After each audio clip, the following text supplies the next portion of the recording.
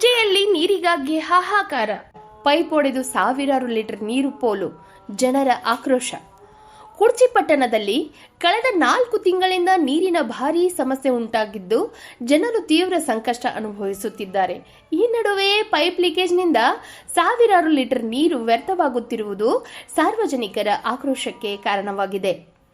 ಬೇಸಿಗೆ ಕಾಲದಲ್ಲಿ ನೀರಿನ ತೊಂದರೆ ತಪ್ಪಿಸಲು ಗ್ರಾಮೀಣ ಪ್ರದೇಶದ ಹಾಳ್ದಿಂದ ರೂಪಾಯಿ 3.11 ಕೋಟಿ ವೆಚ್ಚದಲ್ಲಿ ಪರ್ಯಾಯ ಪೈಪ್ಲೈನ್ ನಿರ್ಮಿಸಲಾಗಿದೆ. ಆದರೆ ಅವೈಜ್ಞಾನಿಕ ಯೋಜನೆ ಹಾಗೂ ತಾಂತ್ರಿಕ ದೋಷಗಳಿಂದ ಈ ಯೋಜನೆ ನಿರೀಕ್ಷಿತ ಫಲಿತಾಂಶ ನೀಡುತ್ತಿಲ್ಲ. ಪ್ರಸ್ತುತ ಹಳೆಯ ಪೈಪ್ಲೈನ್ ಮೂಲಕವೇ ನೀರು ಸರಬರಾಜು ಮಾಡಲಾಗುತ್ತಿದ್ದು ಅದು ಕೂಡ 5-6 ದಿನಕ್ಕೊಮ್ಮೆ ಮಾತ್ರ ನೀರು ಬಿಡಲಾಗುತ್ತಿದೆ. ಇದರಿಂದ ಪಟ್ಟಣದ ಜನತೆ ಸಂಕಷ್ಟದ ಸುಳಿಯಲ್ಲಿ ಸಿಲುಕಿದ್ದಾರೆ.